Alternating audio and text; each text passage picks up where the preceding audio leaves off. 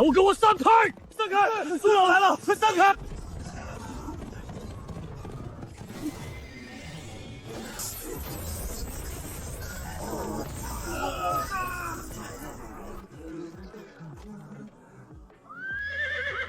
大当家的那个白发老头来了，就是杀了二当家的那个，带了200人，全副武装，就在寨门外50丈。老头，你带兵来我清风寨，到底是什么意思？老朽是来投靠你的，带着这200个兄弟，还有这匹汗血马。投靠我？你一个官府的大将，带200官兵来投靠我这草寇？老头，你当我3岁小孩吗？老朽现在已经不是官府的人了，他们正想要老朽的命，老朽已经无路可走了。你杀了我的兄弟，伤了我那么多人，现在说投靠就投靠，你觉得我会信？尤寨主，倘若你不收留，老朽只能让兄弟们拼死一搏，杀进清风寨，自己当这个大当家的。到那时，可别怪老朽手中的刀不留情面。你觉得你剩下这100号残兵挡得住我这200火头军吗？大当家的，咱们现在骑虎难下，若能招这老爷子入伙，实力大增，或许还有一线生机。开门，请老爷子进来。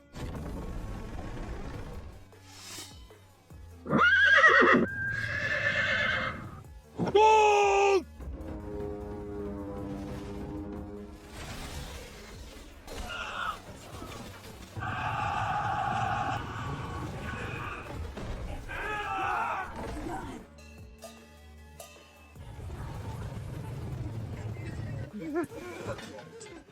大当家的，您看出来没有？他们没尽全力，喊得凶，打得虚。3000精兵若是真打，咱们撑不过半天。可现在雷声大雨点小，倒像是在做样子，演戏给谁看呢？苏老头，外面那些官兵是怎么回事？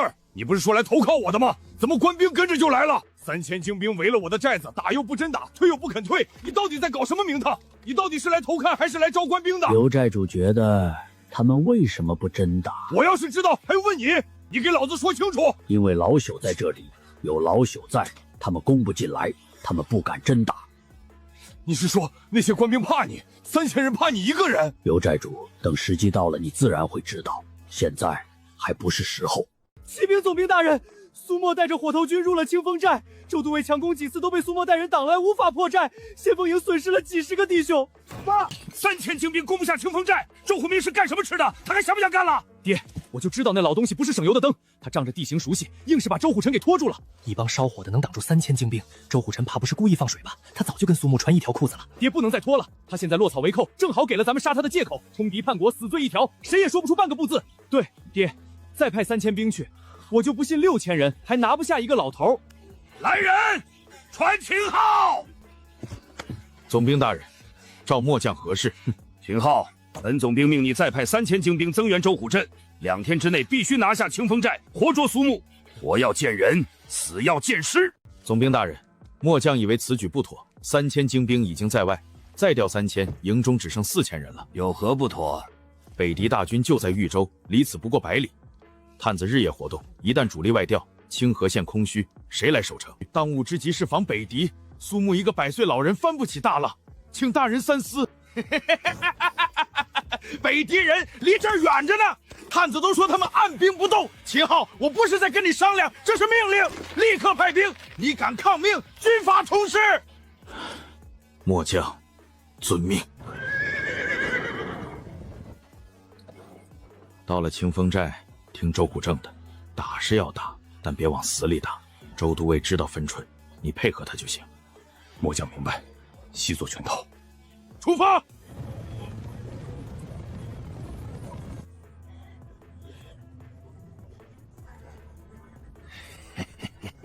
王爷，消息应该快到了，这一局棋咱们也该到了收网的时候了。急什么？下棋最忌心浮气躁。本王这一子落下去，徐世贵那颗棋子已经自己走进了死局。王爷运筹帷幄，末将佩服。只是那个叫苏木的老头，当真值得王爷费这么大的心思？其实，一个能3刀斩杀赤烈，一人追杀苍狼部数百骑兵班的老人，放在定河一支军队里，这样的人，有时候能够胜过千军万马。必须先除掉他，否则他日战场上相遇，必是大患。现在徐世贵帮本王做了最想做的事，把那个老头逼上了绝路，一个好棋子就这么废了。王爷此计一石二鸟，既离间了大前将帅，又除掉了心腹大患，末将佩服。报，说什么情况？启禀王爷，大前军中已生巨变，那个叫苏木的老头被总兵徐世贵以通敌叛国之罪下令缉拿，苏木拒捕，带着火头营200余人杀出军营，往北逃亡。苏木带着火头营躲进了清风寨，落草为寇。徐世贵派周虎腾率3000精兵追杀，将清风寨团团围住，攻了几次都没打下来，两边的兵都耗在那里了。还有呢？大前军营现在的兵力如何？徐世贵命秦昊再派3000精兵增援，秦昊不肯出兵，与徐硕在中军大帐激烈争吵，两个人差点打起来，但徐世贵执意出兵，最终秦昊无奈，只得又派了3000兵马，连夜赶往清风寨。王爷，现在大前军营中兵力空虚，正是我军进攻的大好时机。是，好，天赐良机，不可失也。徐世贵鼠目寸光，为了一己私恨，将猛将逼走，把兵力浪费在一个清风寨上，此等对手如何能与本王相抗？来人，请耶路齐将军来见本王。王爷，是不是要打仗了？本王命你侧率领3万士兵连夜突袭大前军营，以最快的速度拿下清河县。王爷，末将这军调3日之内定将清河县城献于王爷帐前。不，本王给你1夜。好，1夜就1夜，末将去也。弟兄们，今夜杀入清河县，活捉徐世贵，踏平大前军营，金银财宝、大前女人要多少有多少。出发！王爷，您说耶路将军天亮之前能不能拿下清河县？以杨军之勇勇猛，率领我军3万精锐，加上大前军营如今兵力空虚，群龙无首，天亮之前必然传来捷报，拿下清河县，北境5州13城尽归我北狄。休整1个月，挥师南下，直取大前中原，这天下迟早是本王囊中之物。苏老叛逃的消息现在应该已经传到了，北狄人也该动了。报，将军，北狄大军出动了，3万大骑率领，正朝清河县杀来，距离我军营寨已不足50里。来了，来人！立刻派人连夜赶往清风寨，通知周虎臣都尉，北狄人已经出动，让他和苏老按照原定计划，随时准备杀回来。拓跋汗，你终于上钩了！全军听令备战，今夜不是北狄人死，不是我们亡。戏演到这一步，就看北狄人上不上钩了。报，骑兵都尉，北狄大军出动了，3万大军由耶路齐率领，正朝清河县杀去。秦将军命你部按原定计划，随时准备回援。好，苏老的计策成功了。刘武，立刻集结队伍，3000精兵全部起来，随时准备开战。你去到清风寨寨门前喊话，告诉苏老，北狄人来了，咱们该准备杀敌了。拓跋汗，你终于上当了。大当家的，寨门外来了个兵，说要见苏老爷子。见苏老头，这深更半夜的，官兵怎么又来了？让他进来。苏老，周都尉命小人来报，北狄那边已经出动了。都尉，请您即刻集结弟兄，随时准备出寨会合。追杀是假的，围寨也是假的，原来从头到尾，苏老都在演戏。回去告诉周都尉，老朽即刻集结火门营弟兄出寨与他会合。是。大嘴，时候到了，去把弟兄们都叫起来，整装出寨。是。苏老头，慢着，到底在搞什么名堂？大当家的，此番不过是借贵宝地演一场戏，引那北狄蛮子上钩。如今戏已唱完，老朽该带弟兄们回去杀敌了。之前多有打扰，老朽替火头营弟兄们谢过大当家的。你被朝廷通缉也是假的？这条倒是真的。那徐宗炳恨不得杀老朽而后快，老朽不过是将计就计罢了。那你为何还要回去？因为相比起杀北狄麻子，这些东西算不得什么。大当家的，这位老爷子真是令人敬佩啊！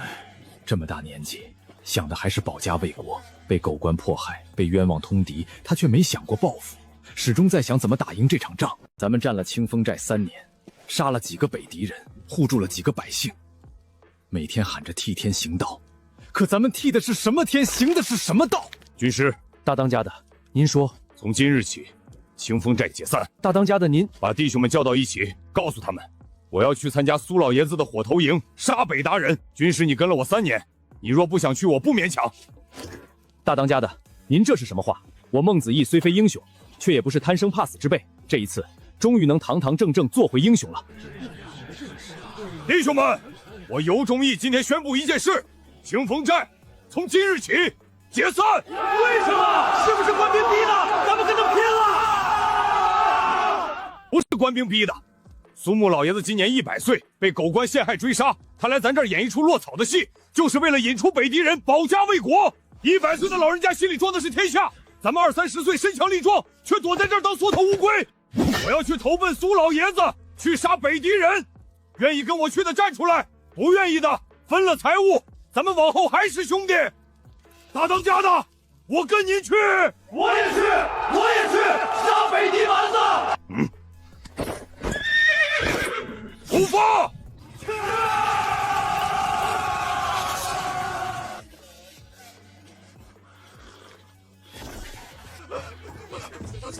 总兵大人，不好了，北狄人杀来了！你说什么？北狄人？怎么会？爹，北狄人不是在豫州按兵不动吗？你看清楚了，真的是北狄大军，有多少人？离这儿多远？将军，至少3万人马，离我军营寨已不足20里。探子亲眼所见，千真万确。咱们营里现在只有不到1万的兵力，精锐都被周虎臣和张衡带走了。这怎么挡？爹，秦昊说的对，北狄人真的趁虚而入了。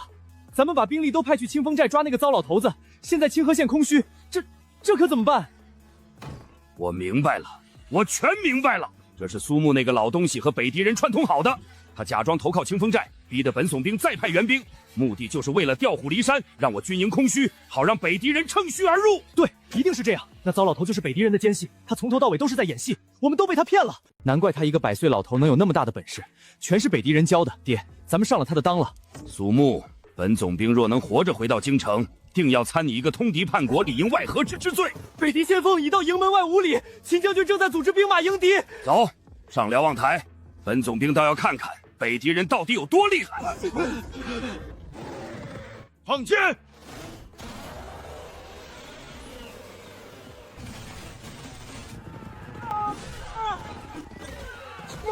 稳住！不要跑！稳住！这也太厉害了，咱们的兵根本挡不住。爹，快跑吧，再不跑就来不及了。慌什么？秦昊还在抵抗，未必。快收拾东西，带上2个少爷，从后营门走，立刻马上。爹，咱们去哪儿？回京城。此战已败，清河县守不住了。本总兵要回京禀报陛下，苏木通敌，秦昊指挥不力，导致北京失守。将军，徐总兵带着亲兵跑了，从后营门跑了。什么？跑了！总兵大人临阵脱逃，带着2个先锋将军往京城方向跑了。总兵都跑了，咱们还打个屁！完了，咱们被抛弃了。苏老，您什么时候回来？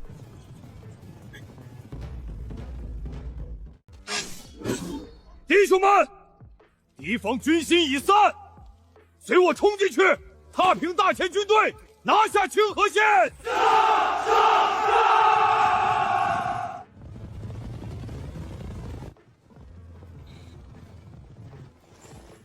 将士们，这一仗退无可退，随本将军杀出去，跟北狄人拼了！拼了！耶路齐，大前秦昊在此，拿命来！哈哈哈哈哈！秦昊，好，好，好，看本将军取你首级！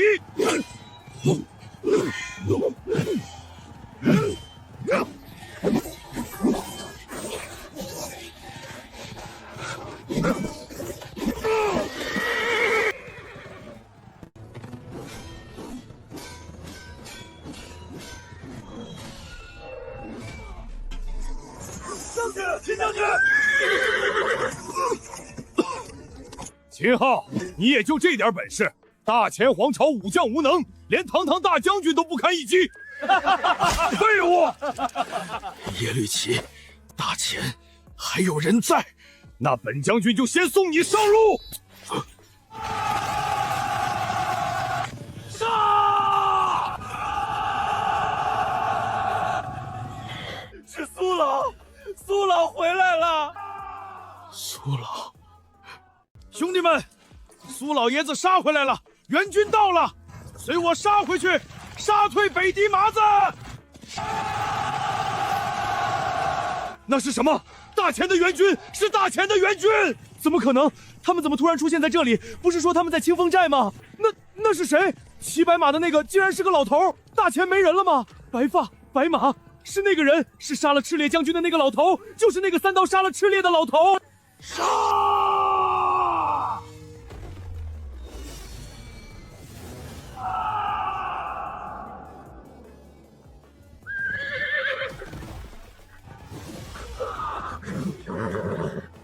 他不是人，魔鬼，那是魔鬼！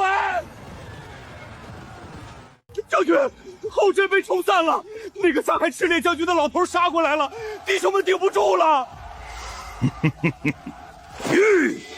来得正好，吹号，收拢5000骑兵，跟本将军去会会那个老头。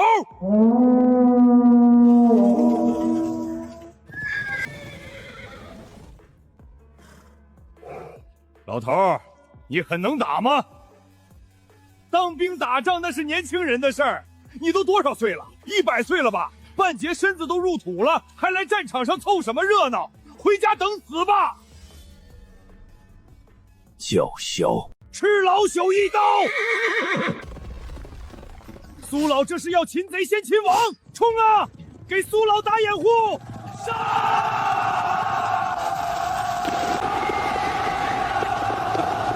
一个100岁老头，刀法再厉害又能怎样？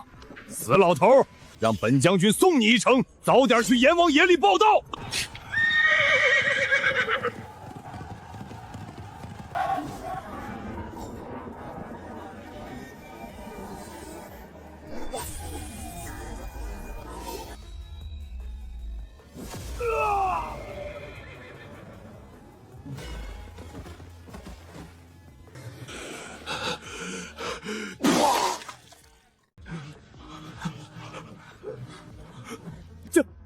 将军被一刀劈落马下，一刀就一刀，不可能！耶路齐将军是咱们北狄排名前10的勇士，那个老头的刀有刀气，他还是人吗？怎么可能？一个100岁老头哪来这么大的力气？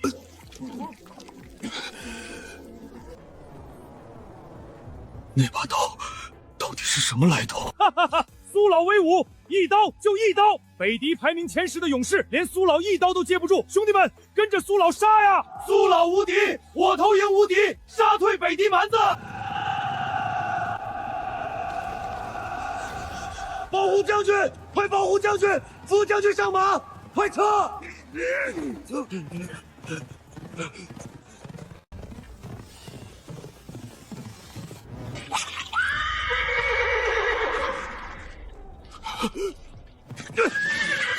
保护将军先走，我等殿后。谁也别想走！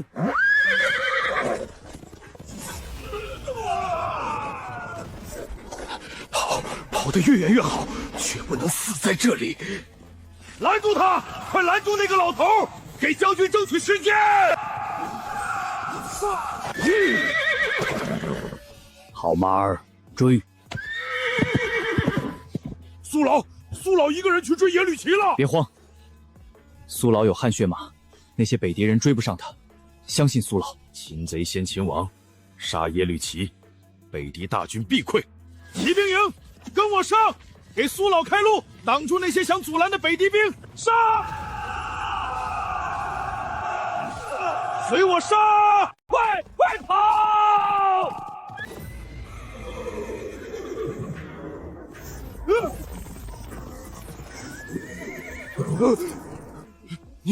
你怎么可能？你不能杀我！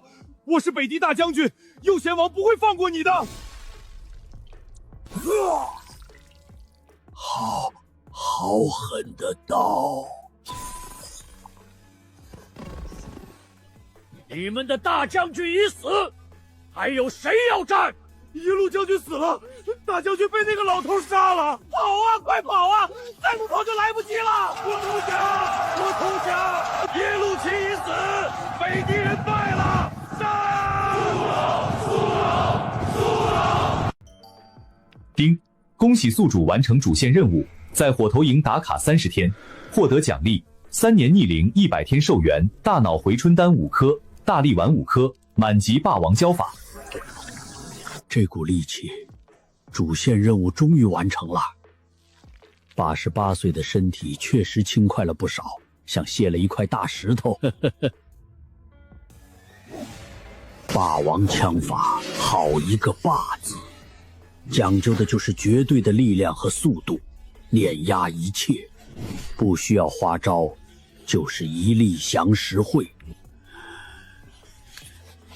老朽的刀法虽猛，但马战冲锋，终究是枪更胜一筹。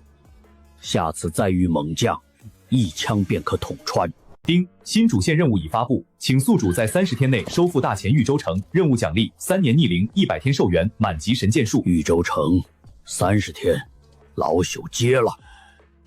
老爷子，老爷子，此番若非您手刃耶路齐，我军岂能有此大胜？秦昊代开全军将士，谢过老爷子救命之恩。秦将军折煞老朽了。老朽既然当了兵，杀敌就是本分，何须言谢？苏老，您辛苦了，此战已定，请苏老先行回营休息。末将定会将那些北敌残兵追杀干净。老朽不能休息。为何？您这岁数连续激战。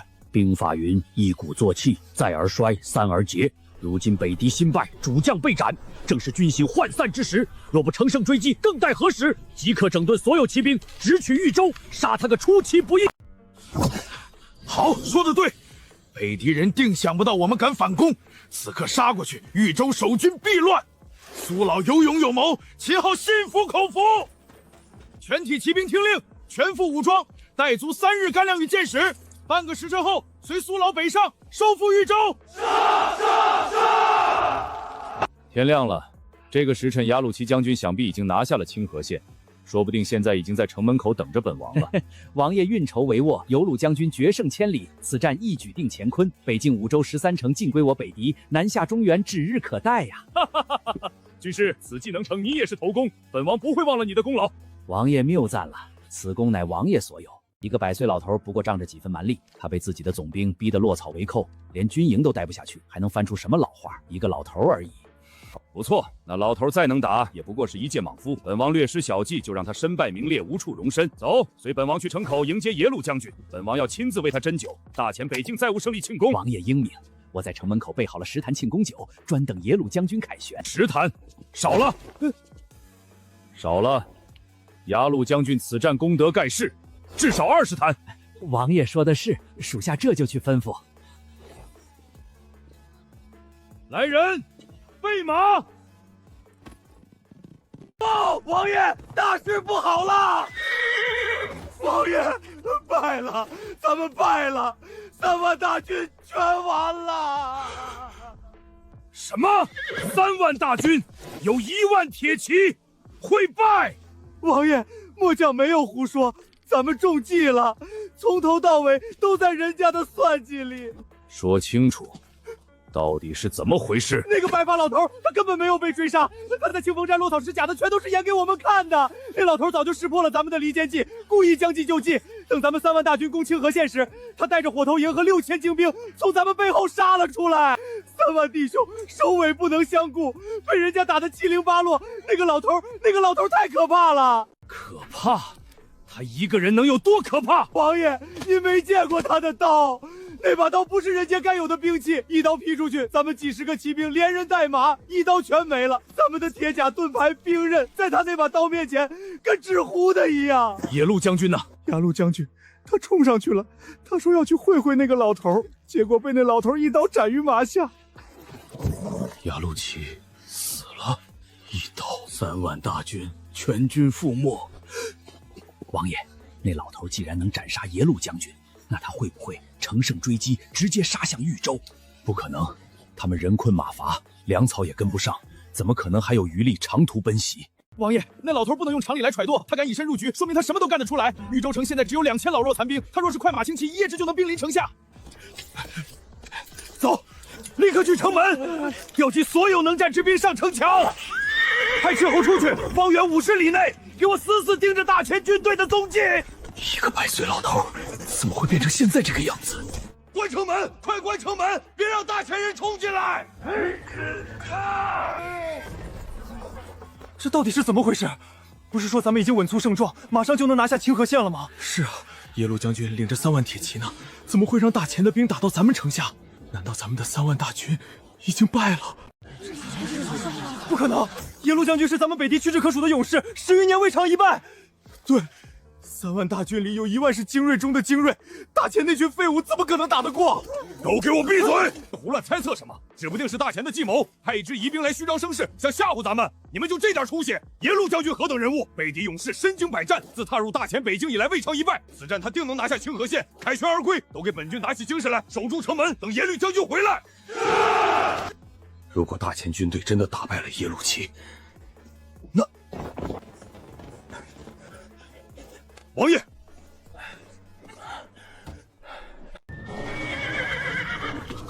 他们真的来了，耶路齐真的败了，3万铁骑真的全军覆没了，而那个白发老人直接杀到城下了。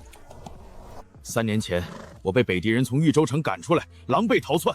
今天我带着大军杀回来了。这一天我等了3年了，苏老，还得靠您啊！城墙上那些北地人虽然不多，咱们硬攻的话，伤亡不会小。苏老，接下来咱们该怎么办？直接攻城吗？末将已经命人准备了云梯和攻城锤，只等您一声令下。不急，直接攻城，咱们的伤亡会很大。咱们得先攻破这群人的心理防线。攻破心理防线，这该如何做？打仗不就是真刀真枪的打吗？铁牛，过来。苏老，可以行动了。你去把那东西亮出来，记住老朽跟你说的话，有多嚣张就多嚣张。注意城墙上那些弓箭手，别靠太近，300步外，他们的箭射不到你，安全第一。苏老放心，俺心里有数，保证让这些北敌蛮子终生难忘。这。城上的北敌蛮子都给老子看清楚了，这是什么？你们的大将军耶律齐，3万大军的统帅，北敌排名前10的勇士，已经被我们的苏老爷子一刀斩下了脑袋，3万大军全军覆没。你们的耶路将军连苏老爷子一刀都没接住，你们还守什么城？等什么援军？你们的大军已经没了，你们的将军已经死了，识相的赶紧打开城门跪地投降，否则等苏老爷子杀上来，你们一个个都得跟耶路齐作伴去。那真的是耶路将军，你们看那张脸，那个胡子，我跟着于路将军打了3年仗，不会认错的，那就是耶路将军。天啊，于路将军真被杀了，一刀就能杀了于路将军，那个老头有多可怕，连于路将军都死了，咱们打不过的。闭嘴！再敢扰乱军心，本将军现在就砍了你！苏木，你这是杀人还要诛心呢！北敌蛮子，你们的右贤王拓跋汗不是号称算无一策吗？你们的军师司空玉不是自比诸葛吗？算来算去，把3万大军算没了，把耶路齐的脑袋算丢了，哈哈哈哈！就这还打什么仗？赶紧卷铺盖回去吧！让兄弟们进攻！弟兄们，杀呀！一鼓作气，拿下豫州城！快放箭！快，别让他们上来！箭呢？箭在哪儿？谁把箭搬走了？不要急，都他妈给我稳住！再急全掉下去了！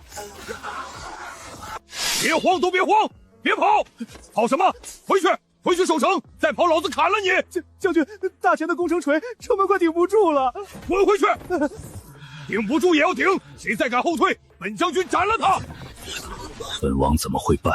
几天前本王还运筹帷幄，如今竟输给一个100岁老头子。王爷，豫州城怕是守不住了，您赶紧趁此机会撤退。末将带人拖住他们，给您争取时间。王爷，留得青山在，不怕没烧啊！现在不撤，等大钱军队杀进城来，咱们就走不了了。咱们可以暂且退居青州，那里还有2万守军，到了青州再卷土重来。北境大半还在咱们手里，您若出了闪失，北境就真的完了。请王爷以大局为重。走，快，护着王爷从北门走，快！八月10，替本王拖住他们。末将领命。王爷放心，末将就是拼了这条命，也不会让他们轻易踏进豫州城。这，来人，加派人手顶住城门，弓弩手集中火力，压住城下的大钱兵。苏老，这帮家伙死守城门，是在替拓跋汗逃命拖延时间。再拖下去，那老贼就要跑了，咱们怎么办？好马儿，该咱们出手了。驾！都给我散开！散开！苏老来了，快散开！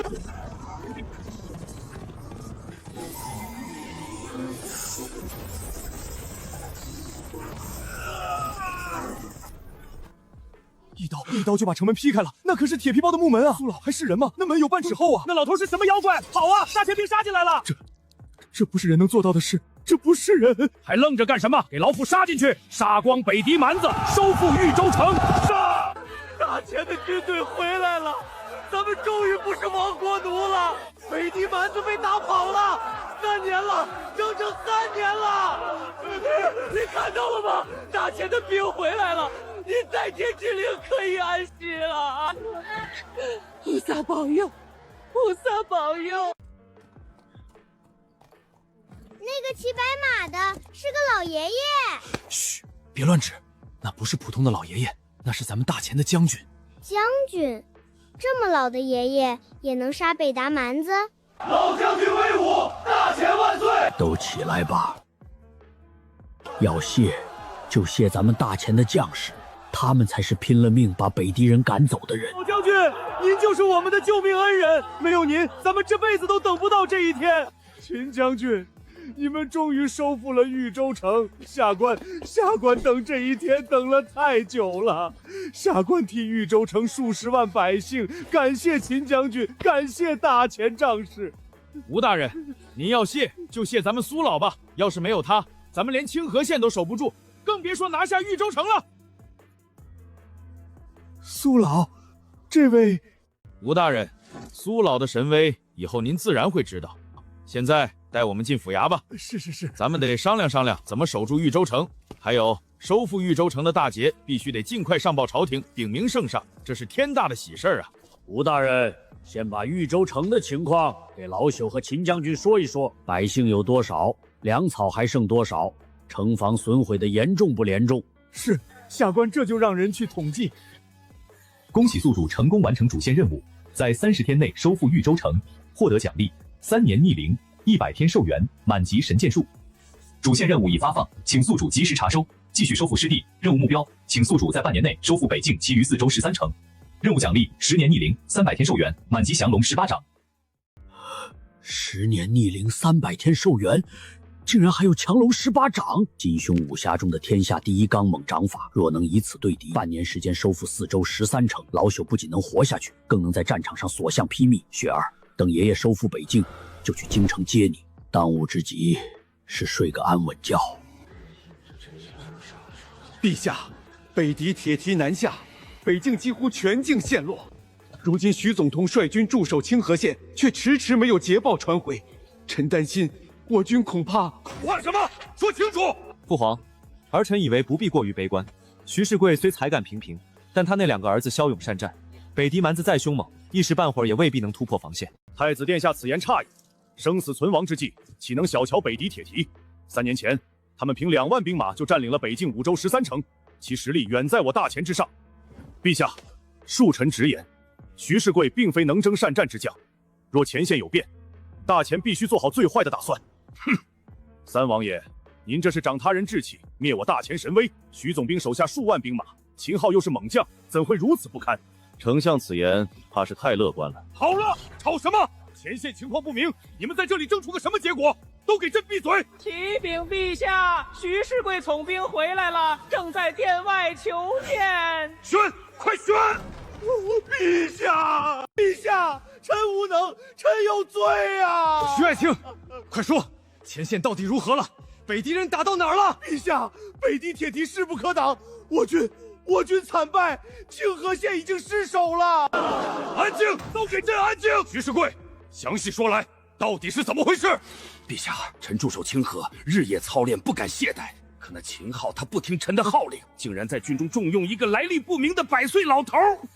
100岁老头简直荒唐！正是，那老头叫苏木，本是个种地的老农，不知学了什么邪术，在军中装神弄鬼。秦昊被他蒙蔽，言听计从。那老头还擅自骑走了臣准备献陛下的汗血宝马，那可是100年难遇的神驹啊！后来那老头叛逃，落草为寇，我军将帅不和，北狄趁虚而入，臣拼死杀出重围，才保住性命。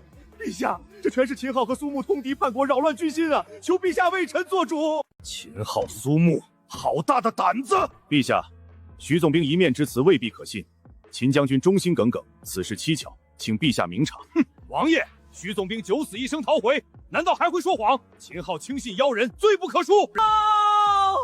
启禀陛下，兵部侍郎王大人求见，北境紧急军报，豫州知府吴文远有重要书信呈上。豫州，吴文远，他不是被俘了吗？呈上来。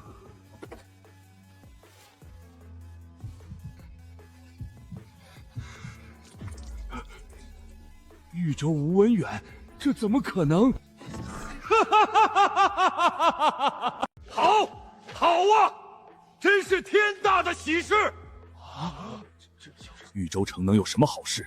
大前军队败了，清河县已经丢了。陛下何事如此高兴？豫州知府吴文远传来消息，我大前军队大获全胜，不仅守住了清河县，还收复了豫州城，斩杀了北狄耶路齐，打得拓跋汗逃往青州。陛下，臣斗胆一问，徐总兵方才说大前全军溃败，可吴知府的来信却说大获全胜，这两份消息截然相反，其中必有蹊跷。徐总兵，您身为北境统帅，不在前线指挥作战，为何会出现在京城？您所说的全军溃败，为何与吴知府的来信完？好，好啊，真是天大的喜事！豫州城能有什么好事？大前军队败了，清河县已经丢了。陛下何事如此高兴？豫州知府吴文远传来消息，我大前军队大获全胜，不仅守住了清河县，还收复了豫州城，斩杀了北狄耶路齐，打得拓跋汗逃往青州。陛下，臣斗胆一问，徐总兵方才说大前全军溃败，可吴知府的来信却说大获全胜，这两份消息截然相反，其中必有蹊跷。徐总兵，您身为北境统帅，不在前线指挥作战，为何会出现在京城？您所说的全军溃败，为何与吴知府的来信完全不同？徐世贵，这到底是怎么回事？信上写着，你身为总兵临阵脱逃，还3番5次追杀自己的将士，你该作何解释？陛下明鉴，这一定是北狄人的计谋，他们伪造书信，离间君臣，臣对陛下的忠心天日可见啊！陛下，徐从兵所言有理，北狄人狡诈多端，不可轻信一面之词。丞相此言原乃大前3品命官，被北狄人囚禁3年，誓死不降。这样的人会替北狄人伪造书信？三王爷，您这是欲加之罪，是不是欲加之罪？查一查便知。陛下，臣请旨将那送信之人传唤上殿，当面对证。准奏，传送信人上殿。传送信人上殿。张衡，秦昊手下的校尉，他怎么会活着？他不是应该死在清风寨吗？末将张衡参见陛下。你且将北境战事的经过一五一十说来。启禀陛下，末将奉秦昊将军之命，日夜兼程赶回京城，向陛下呈报北境大捷。此战我军在苏穆老爷子带领下，击退北狄3万铁骑，斩杀大将耶路齐，收复豫州城。至于徐总兵，他在北狄大军压境之时，非但没有组织将士抵抗，反而带着2个儿子和亲兵从后营门临阵脱逃。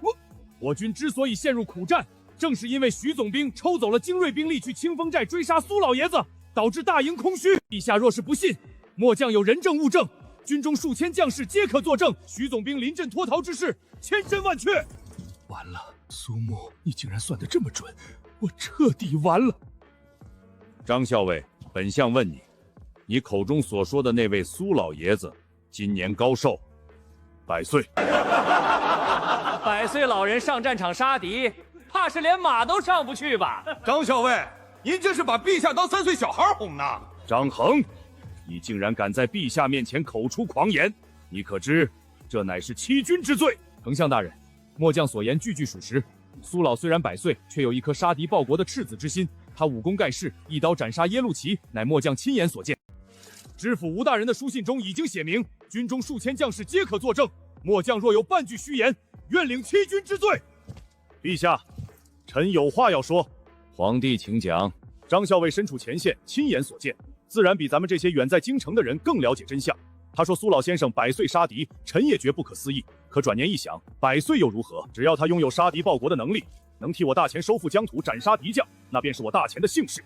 100岁高龄尚且参军报国，比多少年轻人都要壮志凌云。我等不但不敬佩，反而在此嘲笑，这难道不是羞耻吗？应该对老爷子肃然起敬才对。三王爷此言差矣。好了，此事真假，朕自会命人查探清楚。至于苏穆，若他真能一刀斩杀耶路齐，那便是我大前的栋梁。张衡，你速速返回北境，告知秦昊，北境之事朕已晓得。苏穆一事查清后，朕必定赏罚分明。你退下吧。陛下，臣斗胆进言，如此大功不可不赏。豫州城是将士们拼死拿下的，若无赏赐，恐会寒了前方将士的心。三王爷，万事当以证据为先，万一此事有假，陛下贸然封赏，岂不显得朝廷不明察秋货？等查明真相再定夺，方为妥善。丞相说的对，万一是个骗子，100岁征战闻所未闻，不可不查。丞相所言也有理，封赏暂且搁置。至于徐世贵，押入大牢，等真相大白后再行处决。来人，带下去。陛下明察，请陛下明察呀！退朝。张校尉，本王方才在殿上力主封赏，可惜三王爷方才仗义直言，末将感激不尽。张校尉，你不觉得委屈？千里送捷，换来的却是暂且搁置。王爷，苏老和秦将军早就料到了。临行前，苏老特意交，只管10强禀报，论功行赏一事，别去想，也别去争。苏老还说，只要咱们全军一条心收复北境，等全境光复的那一天，朝廷想不赏都不行。王爷，末将还要赶回北境复命，告辞了。苏木，你究竟是什么样的一个人，能让将士们如此信任，如此追随？清雪，你在干嘛呀？二姐，我在这里。清雪，你这是干嘛？我不是告诉过你，这些活都要让下人们干的吗？你怎么总是自己动手？你还这么小，怎么能做这些粗活？二姐，清雪可以自己做。爷爷经常教导我自己动手丰衣足食，不能什么都指望别人。清雪，你记住哦，现在咱们是姐妹了，你在萧家就是小姐，小姐是不用做这些活的。可是，安心当你的千金小姐就行啦。咱们去吃街口那家的糖葫芦好不好？可是爷爷说不能乱花钱。你爷爷说的很对，确实要节俭，咱们偶尔放纵一次总行吧？走啦走啦。知秋，你要去哪里？爹，人家很快就回来。你们俩先别走，去把你大姐也叫来，我有重要的事情问你们。爹，什么事这么神神秘秘的？你们曾说过，当初在北京救你们的是一名100岁的老爷爷，是清雪的爷爷，确有此事。是啊，爹，那位老爷爷可厉害了，他一刀就能砍翻一个北狄兵，那刀法又快又狠。知秋所言极是，清雪的爷爷武功十分了得。清雪，你爷爷叫什么名字？苏木。苏木，真的是苏木！张衡在朝堂上说的100岁老人，吴文远信中斩杀鸭绿旗的老将军，秦昊力保的军中战神，竟然就在我府上！好啊，天佑我大钱，天佑我大钱啊！爹，您到底在说什么啊？今日朝堂，徐世贵狼狈回朝，哭诉战败，可捷报随后就到。张衡当殿呈奏，说有一位100岁老将苏木在北境力挽狂澜，一刀斩杀北狄大将军耶鲁齐，收复了豫州城。天啊，老爷爷真的去参军了！萧伯伯，我爷爷他真的打胜仗，真的杀了那个什么将军。是真的。朝堂上虽然有人怀疑，但本王信你爷爷是大钱的英雄。清雪别哭，你爷爷是大英雄，你应该骄傲。知夏知秋，你们听着，朝堂上有人想借此生事，如果他们知道苏老的孙女就在咱们府上，一定会利用清雪来对付苏老。他们敢？朝堂之上没有什么是不敢的，所以清雪的身份绝对不能对外人提起，除了咱们父女3人，不能让第4个人知道。爹放心，我和妹妹一定会保护好清雪。清雪，委屈你了，这段时间不能让你出门了。萧伯伯，我不委屈，只要能等到爷爷回来，让我做什么都行。苏老，秦将军，我从京城赶回来了，朝堂上那帮人简直无法无天。徐世贵那狗贼，明明是他自己贪生怕死，临阵脱逃，却恶人先告状。还有那丞相李元，更是百般质疑，满朝无闻，唯有3王爷萧景珏仗义直言，替咱们说了几句公道话。我们在前方拼死拼活收复城池，他们在朝堂上抹杀我们的功造。这样的朝廷，难怪会变成今日这般颓废。自古以来，朝堂上的事从来就是这般。你打了胜仗，有人忌惮你；你立了功，有人眼红你。随他们去吧。苏老，依末将看，皇帝不还苏老一个公道，咱们就据守豫州，收复北境，谁爱来谁来。张校尉此言差矣，咱们参军不是为了朝堂上那些人而战，咱们是为了北境的百姓而战。老朽的儿子儿媳死在北狄人刀下，就算要停手，也要等把北狄人彻底赶出北境。到那时，老朽卸甲归田，去找老朽的孙女过几天安生日子。苏老高义，末将惭愧。张校尉，老朽托你打听的查到了吗？苏老末将正要禀报，您猜怎么着？当初咱们救下的萧之夏、萧之秋2位姑娘，竟然是3王爷萧景珏的亲生女儿。末将悄悄潜入了萧府，亲眼看到您的孙女在院子里和萧家2小姐有说有笑，看起来很开心，非常安全。如此甚好，知道清雪安全，老朽就放心了。苏老，秦将军，大喜呀！什么喜事？豫州百姓听说咱们要收复北境，争着抢着来报名。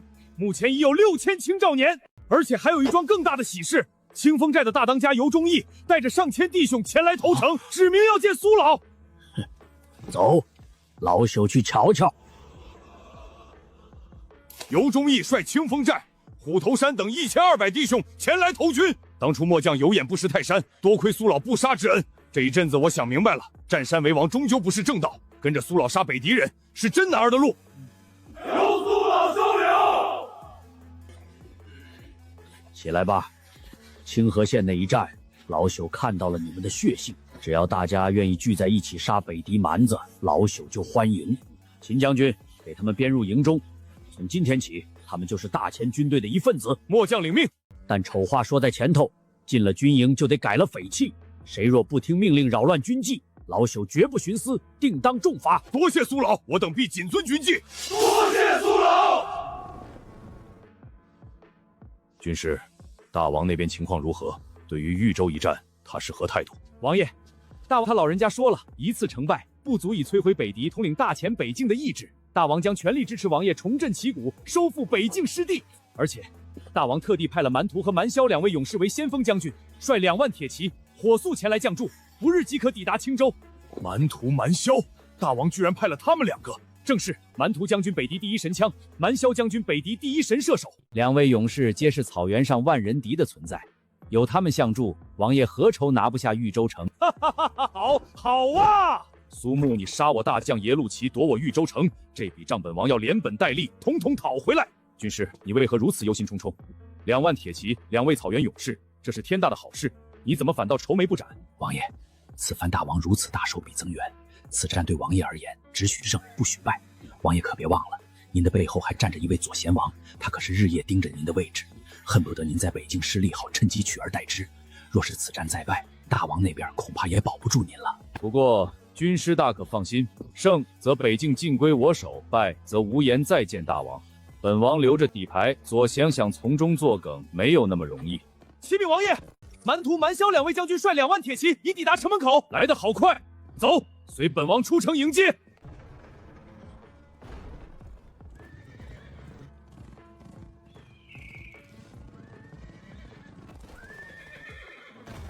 末将蛮屠奉大王之命，率2万铁骑前来听候王爷调遣。末将蛮敖奉大王之命，前来听候调遣。好，有2位将军相助，本王何愁拿不下豫州城？王爷，末将听闻，那大前军中有一个100岁老头杀了耶路齐。正是，那老头名叫苏木，耶路齐与他交手，一招都没接下，便被斩于马下。2位将军，请随本王进城，本王已备好酒宴。王爷，酒宴不急，末将想先看看豫州的地形。苏木，你等着，这一次本王要亲手斩下你的脑袋，以雪我豫州战败的耻辱。五虎断门刀，你们学得如何了？回苏老，五虎断门刀法已全部学会。这1个月你们没少吃苦，老朽知道有人抱怨过，但没人离开，因为你们明白，这不只是刀法，是活命的本事。从今天起，你们不用再干火头营的活了。啥？不干了？那谁做饭啊？苏老，咱们不干了，军中的弟兄们吃啥？咱们始终是火头营啊！豫州知府已经找来了城中的厨子负责伙食，往后会有新的火头军接替你们。你们现在有更重要的事要做，你们将被分配到各营，担任百夫长，任务就是把自己学会的五虎断门刀传授给手底下的兵。我要当官了，媳妇儿，我出人头地了。但是老朽丑话在前头，谁要是不用性交、偷奸耍滑，别怪老朽不客气。刺，收，枪要稳，心要定，一刀下去，不是你死就是我亡，都打起精神来。这些后生，孺子可教也。丁，支线任务已发放，打造一支冷兵器时代特种作战部队，完成基础训练，具备独立执行侦察、袭扰、斩首等能力。任务奖励3年逆龄，100天寿元，玄铁铠甲1副。温馨提示：宿主接受任务后，可立即获得优化后的古代特种作战兵器图纸及训练计划，是否接受？特种作战，哪怕在冷兵器时代，也是扭转乾坤的尖刀。这任务老朽接了。丁，宿主已接受任务，获得特种作战图纸及其计划1份。有了这些，3万人对5万人未必没有胜算。收，再刺，刀要快，力要猛，盾牌举高，别露头，放，再放，不要停，放！将军，青州探子急报，北狄2万铁骑已抵达青州，统兵者是蛮图、蛮骁，已与拓跋汗会合。多少？2万！收复豫州还不到1个月，北狄人的增援怎么这么快？启禀都尉，此事千真万确。看看人家北狄大王战败了，立刻派兵。咱们收复豫州大功一件，到现在连句嘉奖都没有，更别提增援了。青州3万守军加2万铁骑，一共5万，咱们不到3万，一半还是新兵，这仗怎么打？去找苏老谈谈。苏老，秦将军、周都尉，来坐。苏老，青州急报，蛮图、蛮骁率2万铁骑入驻青州，敌军总数已达5万。苏老，5万对3万，朝廷那边没动静，咱们得想个招，主动出击吧。不急，你们先看看这个。苏老，这陌刀手弩，末将打了这么多年仗，闻所未闻啊。这些是老朽年轻时从一位云游匠人那儿学来的。北狄铁蹄冲锋，步兵难挡，可若有此陌刀，1丈之外可断马腿。手弩可单手连发3羽，近战突袭，防不胜防。马扎刀藏于盾后，专砍马腿。这是成体系的克制骑兵之法。末将明白了，末将这就安排豫州城所有铁匠赶工，先各造100件试效。好，还有一件事，去军中给老夫挑选300号人。第一，能举300斤，连挥刀100次不喘气；第二，精通马背劈砍射箭；第三，必须有武功底子。苏老，您这是要干啥？按我说的去做，到时候你们自然会知晓。遵命。老朽也想看看这支特种军队在这片战场上能掀起多大的浪，可别让老朽失望啊！顾大哥，你说这到底是咋回事？俺正带着新兵练刀呢，突然让俺来这儿集合。天牛兄弟，你就别猜了，我听到风声，这是苏老的意思。你们想想，苏老是什么人？他把咱们从各营调出来，一定有他的用意。有兄弟说的对，苏老行事向来神鬼莫测，咱们等着就是了。你们说，将军们为啥把咱们挑出来？不知道啊，我还以为是我犯了什么事儿要被处置了呢。你们一定很好奇为什么会被叫到这里来。老朽今天告诉你们，你们300人是从3万大军中挑选出来的精锐，单打独斗厉害不算真厉害。老朽要从你们中间选出一批人，组建一支特殊的部队，一支来无影去无踪的利刃，能在万军之中来去自如，是各营的百夫刀。一旦集结，你们就是一把出鞘的利刃，能做到吗？可别答应得太早。看到那片山了吗？翻过去，再翻回来，30里，每人负重50斤，最后到达的50个人淘汰。30里山路还背50斤，俺虽然力气大，可这也太……军中军用练的是阵型配合，苏老为什么要让咱们翻山越岭？秦将军，您说苏老这是要干啥？我也不知道，但苏老既然这么做，一定有他的道理，咱们看着就行。都听好了，背上你们的背囊，排成一列纵队，跟老朽进山。谁敢偷懒作弊，老朽可不会客气。出发！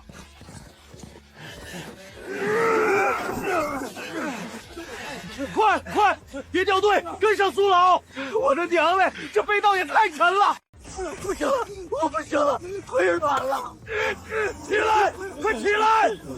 秦将军，您说这300人能有多少撑到最后的？50，特种部队的第一课开始了。20天倒也快，50个人加上新打好的武器。今天这场深山演习，且看你们的本事。苏老，北狄那边有动静，秦将军请您速去府衙议事。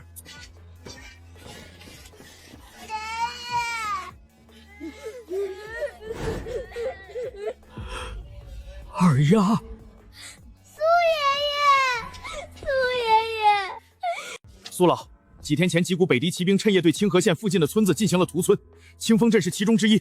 这3个孩子是仅存的幸存者，被巡逻的弟兄带回来的。畜生，有本事上战场，杀百姓算什么本事？他们这是报复。拓跋汗通过偷袭村子逼咱们分兵，一旦兵力分散，他们就能集中兵力攻打豫州或清河县。这招够毒，不管目的是什么，诛杀我大钱百姓，那就必须血债血偿。苏老，咱们该怎么办？要派大军清剿吗？不必，派大部队正中下怀。